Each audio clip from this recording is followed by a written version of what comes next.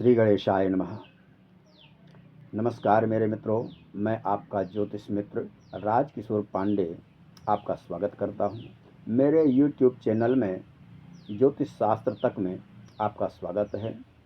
आप अपनी कुंडली का फलादेश चाहते हैं या अपने प्रश्नों के उत्तर चाहते हैं या अपनी समस्या का समाधान चाहते हैं या फिर खराब ग्रह दशाओं का उपाय जानना चाहते हैं या कुंडली मिलान कराना चाहते हैं या शुभ मुहूर्त आदि के विषय में जानना चाहते हैं तो आप हमारे इस नंबर पे या व्हाट्सएप मैसेज पे संपर्क कर सकते हैं और साथ ही आप क्लास भी ज्वाइन कर सकते हैं ऑनलाइन या ऑफलाइन। यह कार्यक्रम प्राथमिक लेवल से स्टार्ट है, फंडामेंटल कार्यक्रम होगा। इस कार्यक्रम के विषय में सबसे पहले जानते हैं कि इस कार्यक्रम का जो आधार होता है वो आधार एक भाव होता है जिसको जन्म कुंडली में हाउस भाव बोलते हैं या घर बोलते हैं। ये घर होते क्या हैं, ये हाउस होते क्या हैं। जन्म कुंडली में जो 12 कोष्ठक बने होते हैं, हमारे ऋषि मुनियों ने इस ब्रह्मांड को 360 डिग्री पैरामीटर में नाप करके निश्चित किया है, जिसे 30-30 डिग्री पैरामीटर में विभाजित किया है। उस 12 कोष्ठकों को, 12 हाउसों को एक एक राशि दी गई है, जो कि सीरियल वाइज इस प्रकार से हैं: मेष, वृष, मिथुन, कर्क, सिंह, कन्या, तुला, वृश्चिक, धनु, मकर, कुंभ और मीन।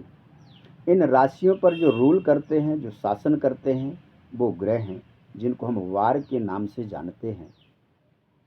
फर्स्ट सूर्य, चंद्रमा, मंगल, बुध, बृहस्पति, शुक्र, शनि एंड राहु और केतु। ये ग्रह इन राशियों पर अपना शासन करते हैं। हमारे भाव में, 12 हाउसों में हमारे जीवन का कौन सा रहस्य छिपा हुआ होता है, आज वो जानते हैं। कुंडली का जो पहला हाउस होता है, पहला घर जो होता है, उस घर में हम शरीर का बल, दाढ़ी, प्राथमिक शिक्षा, आत्मविश्वास तथा सौभाग्य जानने का प्रयास करते हैं। पहला हाउस जो होता है, ये हमारी बॉडी का, हमारे शरीर का प्रतिनिधि करता है। दूसरे हाउस से हम जानते हैं चेहरा, मुख, बैंक बैलेंस, कुटुंब, हाई स्कूल एजुकेशन के विषय में जानकारी प्राप्त करते हैं। तीसरे हाउस में, तीसरे भाव में जो जानकारियां हम देख पाते हैं वह है नाक और छोटी यात्रा तथा पराक्रम, हमारे शरीर का शौर्य, खेल कूद आदि तीसरे भाव से जानते हैं। चौथा घर जो होता है, उससे जानने के लिए माता के विषय में, घर, गाड़ी, सुख, जमीन, लग्जरीज निवास स्थान, हृदय, जनता का समर्थन, ग्रेजुएशन शिक्षा, इस विषय में हम चौथे हाउस से, चौथे भाव से जानते हैं। पांचवा हाउस जो होता है, पांचवा घर जो होता है कुंडली का, उससे हम जानते हैं कि बुद्धि और टेक्निकल शिक्षा, संतान, भाग्य और पेट के विषय में जानते हैं, समझते हैं। और कुंडली का जो छठवां भाव होता है, उससे हम क्या जान पाते हैं? रोग और ऋण, शत्रु और हमारे पेट में जो आत होती है उसके विषय में जानकारी इकट्ठा कर पाते हैं। सातवां हाउस जो होता है कुंडली का, सातवें हाउस से पत्नी, मूत्राशय, ससुराल, पार्टनरशिप, व्यवसाय और हवाई यात्रा आदि के विषय में जान पाते हैं।